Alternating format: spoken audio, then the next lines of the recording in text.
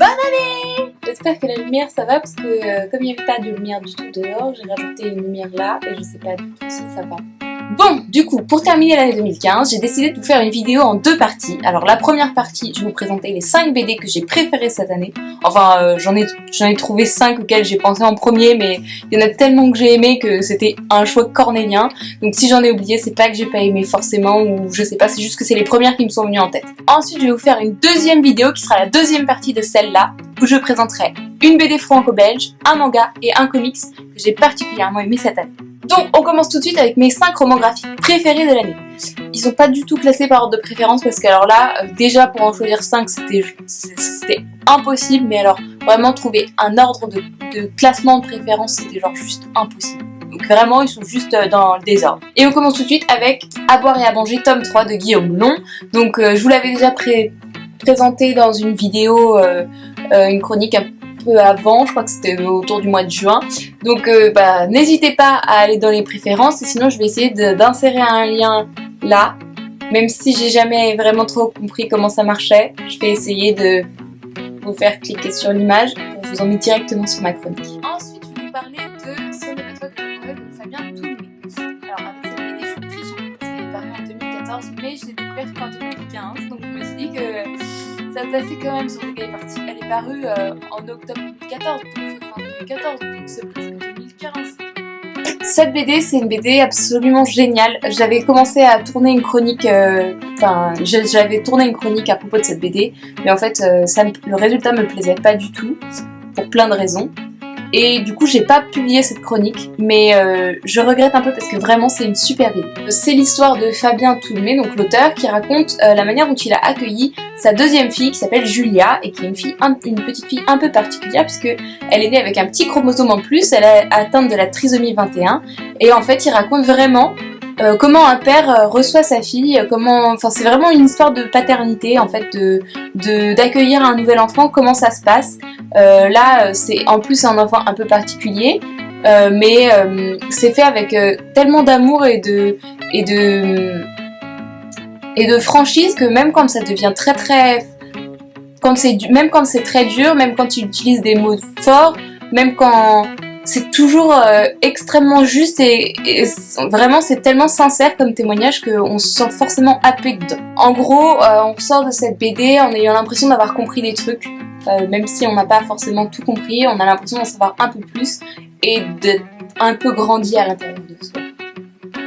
C'est beau, non? Si vous voulez en savoir plus sur l'auteur, Fabien Toulmé a un blog, donc je vous mets le lien dans la barre d'infos. N'hésitez pas à aller voir, n'hésitez pas à cliquer, à suivre cet auteur, parce que je l'ai rencontré au festival Louis BD et j'ai vraiment adoré parler avec lui. Il y aura aussi son interview par Thomas Hercouet de l'original, dans la barre d'infos toujours, qui est super intéressante, elle dure 1 heure par contre, donc c'est un peu long, mais si vous avez un long trajet en voiture, ou si dans les transports, ou si pendant que vous faites votre... Enfin, je m'en fiche en fait, écoutez-le quand vous voulez, mais écoutez-le. Ensuite, évidemment, il y a eu l'inimitable Pénélope Bagieux. Il y a une super interview d'elle sur le site mademoiselle.com, donc je vais vous mettre le lien dans la barre d'infos. Il y a aussi une super chronique de Mimi, la co-rédactrice en chef de Mademoiselle, je crois, ou quelque chose comme ça. Enfin... vraiment une belle personne, donc je vous invite à aller voir sa chronique si c'est pas déjà fait, parce que je suppose que c'est déjà fait pour beaucoup. Je vais quand même vous raconter vite fait au cas où vous auriez la flemme de cliquer sur les liens, mais franchement vous ratez quelque chose. C'est l'histoire de Cass Elliot, la chanteuse de The Mama and the Papas, et donc l'histoire un peu du groupe aussi. Et elle est racontée, en fait elle a eu une vie qui est très courte, parce que alcool, drogue, etc. Mais hyper passionnante. Vraiment, il se passe plein de choses et on a là, en plus, c'est du crayonné. C'est le premier album en crayonné de Pénélope Bagieux, donc c'est hyper dense comme dessin et c'est hyper intéressant. Et on a vraiment l'impression d'entendre la musique dans le dessin tellement c'est bien fait. Ensuite, j'ai adoré Carnet de santé foireuse de Posla. C'est vraiment un type génial qui raconte sa maladie de Crohn. En fait, il a un syndrome, une maladie des intestins, et il raconte toute son errance médicale jusqu'à aujourd'hui où en fait il a un peu traité les symptômes et il raconte sa vie nouvelle qui a changé et il va raconter tout son parcours pour arriver à retrouver une vie à peu près normale. C'est raconté avec tellement de justesse que franchement ça fait mal au dos. Il y a aussi une chronique sur le site Mademoiselle par Pénélope Bageux de cette BD, c'est pour ça que j'ai pas fait de vidéo sur ma chaîne, même si j'étais complètement fan. Je me suis dit que c'était déjà fait, donc j'avais rien à rajouter.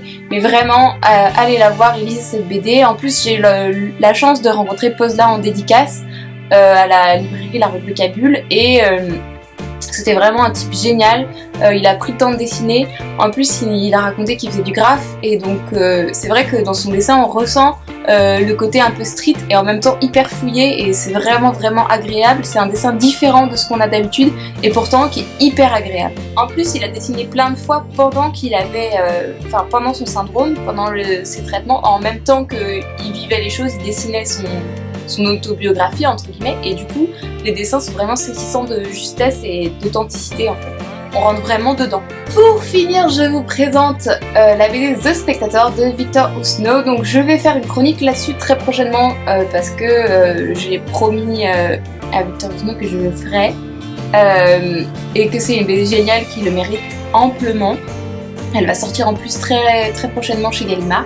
Donc restez au taquet parce que franchement c'est une super BD. C'est vraiment une petite bombe tant sur le plan visuel que textuel. Donc je vous retrouve très bientôt pour une nouvelle chronique sur cette BD. Donc voilà, c'était tout pour mes 5 BD préférées de l'année 2015.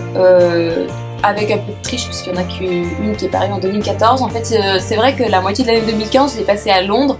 Donc j'avais pas accès à autant de BD que ici en France. Je lisais pas autant de BD qu'ici en France. J'en lisais quand même au moins une dizaine par semaine, mais pas forcément de la production nouvelle, puisque j'avais pas les moyens de rentrer en France pour acheter de la BD tout simplement, ou alors j'avais pas une médiathèque qui achetait les BD pour moi. Donc c'est sûr que j'ai lu moins d'actualités que j'aurais pu le faire et que je vais sûrement le faire cette année. Voilà, donc si vous voulez en savoir plus, si vous voulez de nouvelles idées, je vous invite à me rejoindre dans la deuxième partie de la vidéo, qui va, vous pouvez soit cliquer ici, là, soit vous pouvez attendre que la vidéo se termine, et ensuite vous pouvez cliquer sur la vidéo d'à côté, et voilà. Et si ça vous ennuie, vous arrêtez tout simplement de regarder. Vous pouvez aussi commenter, rejoindre la page Facebook, me dire si ça vous a plu, si ça vous a pas plu, s'il y a des BD que vous avez aimé, me donner votre top 5 des BD que vous avez, vos 5 BD préférés de l'année. Et n'hésitez pas, tout simplement.